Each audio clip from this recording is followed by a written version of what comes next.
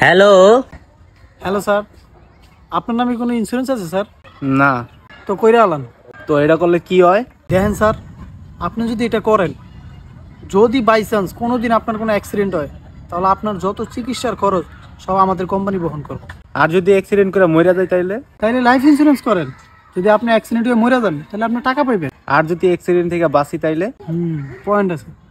তাইলে এক কাজ করেন, দুটোটাই করেন। বুঝলাম। দুটো করার পর যদি অ্যাক্সিডেন্ট না হয় তাইলে? কি ভেজালে পড়লাম। ভাই, আজকে আমি আর ডিউটি করবো না রে, আমি ছুটি লিয়ে লই। আরে ভাই ভালো করে বুঝান, বুঝতাছি না তো। দেখেন স্যার, একদিন সবাই মরে যাইব, আপনিও মরে যাবেন। আপনিও যদি মরে যান তাহলে আপনার টাকা পয়সা সব আপনার ফ্যামিলি পাইবো। আর আমার আগে যদি আমার পরিবারের মানুষ মরে যায় তাইলে? আপনি কেমন মানুষ? আপনার পরিবারের মানুষজন সব আপনি মেরে লইতেছেন। তুই একটা ইন্স্যুরেন্স বেচার লেগে পুরো দেশের মানুষ মাইরা লাইতাছিস কে? তুই কি আর্জারের কাজ করস নাকি লিঙ্ক আপ আছে? স্যার, আপনি একটা জিনিস বোঝার চেষ্টা করেন। আপনি যখন মরে যাবেন তখন আপনার বউর কেটা দেখবো? কে? আমার বড় পোলায় দেখবো। শালার আমি কাজই করবো না।